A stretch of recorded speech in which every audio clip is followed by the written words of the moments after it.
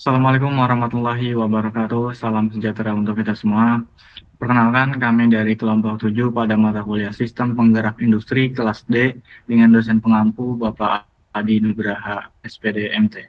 Pada kesempatan kali ini, kita akan membahas karakteristik operasi motor induksi pada aplikasi pompa sentrifugal, di mana disusun oleh kelompok 7 dengan beranggotakan saya sendiri, Aditya Firansyah, dengan NIM 3332240017. Kemudian ada Muhammad Raihan dengan NIM 3332240098, Bagas Bramantio dengan NIM 3332240028, dan Alvin Cahya Fadila dengan NIM 3332240087.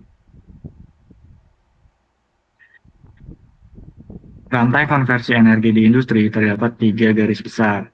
Yang pertama, sumber energi utama yang berasal dari listrik PLN. Kemudian, motor induksi tiga fasa yang merupakan tulang punggung industri, di mana sebagai penggerak mekanis yang paling dominan digunakan di berbagai sektor. Kemudian, aplikasinya yaitu pompa sentrifugal, di mana mengonsumsi porsi energi terbesar. Efisiensi motor berdampak langsung pada sistem efisiensi sistem pompa.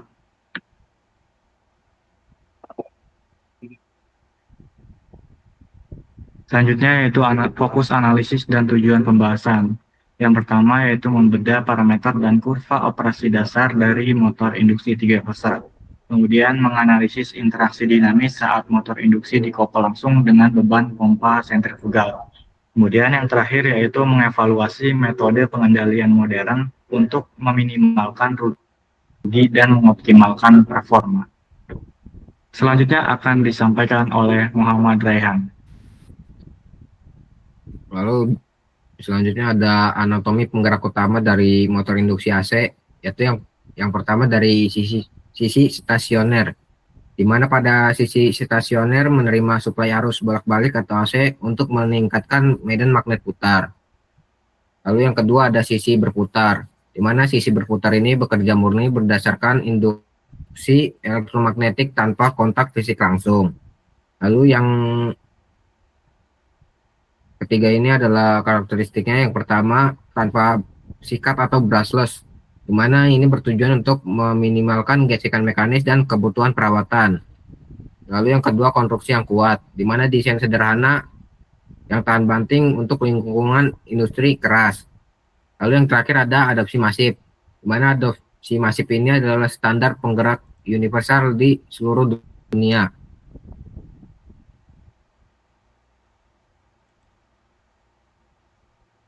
Lalu di sini ada prinsip kerja dari induksi elektromagnetik. Gambar di bawah ini adalah gambar rotor atau konduktor. Yang pertama itu dari stator dari kumparan, di mana tercipta medan magnet putar atau rotating magnetic field pada celah udara antara stator dan rotor. Yang kedua, medan putar memotong batang konduktor pada rotor dan menghasilkan tegangan induksi. Setelah itu, arus pada rotor berinteraksi dengan medan magnet, di mana menciptakan torsi yang memutar rotor. Kemudian arus AC akan disuplai ke belitan stator.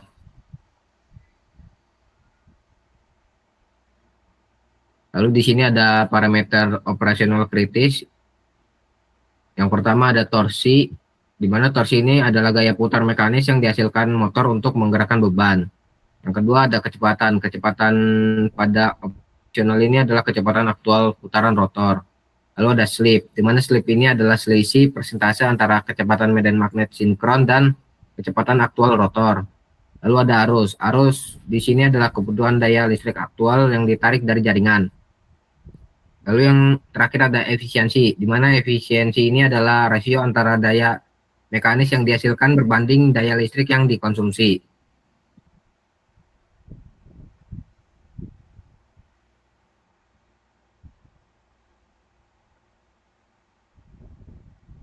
Di sini ada karakteristik fundamental yaitu torsi versus kecepatan. Di mana torsi awal itu torsi yang dihasilkan tepat saat rotor diam, N sama dengan 0. Lalu ada torsi maksimum, yaitu batas puncak kemampuan motor sebelum mengalami stall akibat beban yang berlebih. Lalu ada torsi nominal, yaitu titik operasi ideal di mana motor bekerja pada kapasitas desainnya dengan efisiensi tertinggi. Next. Lalu ada fase kritis operasi, yaitu lonjakan arus starting. Di mana fase starting itu 5 kali hingga 7 kali arus nominal. Saat rotor diam, slip bernilai maksimal. Motor bertindak seperti transformator terhubung singkat. Dampaknya menyebabkan voltage drop yang dapat mengganggu stabilitas jaringan listrik industri. Lalu ada fase running, yaitu kecepatan nominal, di mana slip stabil di bawah 5%. Seiring naiknya kecepatan rotor, slip mengecil dan arus turun drastis ke level normal. Di sini ada profil efisiensi terhadap beban, di mana efisiensi beroperasi pada beban sangat rendah yang menyebabkan jatuhnya faktor daya dan efisiensi yang terbuang sia-sia. Lalu ada zona optimal, di mana motor mencapai tingkat efisiensi maksimum saat beroperasi mendekati beban nominalnya. Lalu yang terakhir ada rugi-rugi panas, yaitu beban yang berlebih yang memicu panas atau rugi tembaga yang dapat menurunkan umur isolasi motor. Next. Baik, selanjutnya akan disampaikan oleh Bagas Bramantio. Baik, untuk yang selanjutnya itu ada mekanika beban atau pompa sentrifugal. Di sini ada 2 bagian. Yang pertama itu bagian impeller, yaitu memutar fluida secara sentrifugal ke arah luar. Lalu bagian kedua itu ada casing volute, yaitu mengubah kecepatan fluida menjadi tekanan statis. Jadi untuk urutannya itu mengubah energi mekanik atau putaran poros menjadi energi kinetik fluida, lalu menjadi energi tekanan atau head. Untuk pengaplikasiannya pada profil penggerak utama di fasilitas pengolahan air, petrokimia, dan sistem pendingin industri.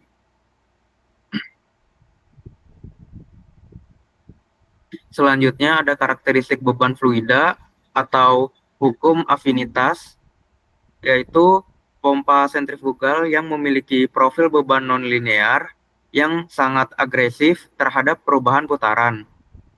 Lalu ada torsi beban, torsi yang dibutuhkan pompa meningkat sebanding dengan kuadrat kecepatan. Selanjutnya ada daya konsumsi, yaitu daya listrik yang ditarik meningkat sebanding dengan pangkat 3 kecepatan. Peningkatan putaran sedikit saja berdampak besar pada konsumsi energi. Selanjutnya ada sintesis sistem atau menemukan titik operasi stabil. Di sini pada grafik untuk sumbu X-nya itu adalah kecepatan dan sumbu Y-nya itu adalah torsi, dan terdapat 2 kurva, yaitu kurva motor dan kurva pompa. Nah, di titik pertemuan kedua kurva tersebut itu dinamakan titik operasi stabil atau operating point, yaitu titik equilibrium di mana torsi motor sama persis dengan torsi beban pompa pada kecepatan spesifik. Di sini ada dinamika sistem. Yang pertama, fase start, yaitu motor menghasilkan torsi awal yang cukup untuk mengatasi inersia statis pompa. Yang kedua, fase akselerasi, yaitu motor memutar pompa, torsi beban pompa naik secara kuadratik mengikuti putaran. Ketiga, fase stabil, yaitu bertemu di titik potong, slip motornya mengecil, arusnya turun, dan aliran fluida stabil. Selanjutnya ada matriks pengendalian dan optimasi sistem. Di sini ada 3 kriteria. Yang pertama, arus start. Pada start delta itu berkurang 1/3. Pada soft starter itu naik perlahan. Pada VFD itu terkontrol penuh. Lalu kriteria kontrol torsi, pada start delta itu terpotong drastis. Pada soft starter itu transisi halus, pada VFD itu maksimal sejak N sama dengan 0. Lalu kriteria ketiga itu efisiensi energi. Pada start delta, dia tetap atau boros. Pada soft starter, dia tetap. Pada VFD, dia sangat hemat.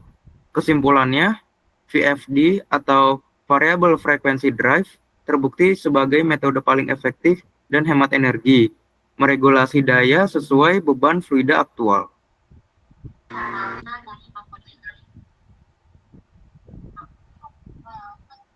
Baik, selanjutnya yaitu validasi empiris, yaitu hasil studi berdasarkan jurnal. Terdapat 3 poin utama. Yang pertama, efisiensi sistem, di mana integrasi VFD terbukti secara empiris meningkatkan efisiensi total sistem pompa dengan menghilangkan kerugian carput throttling. Yang kedua, yaitu respon beban dinamis. Fluktuasi beban fluida secara langsung dan seketika mempengaruhi tarikan arus stator dan nilai slip pada motor.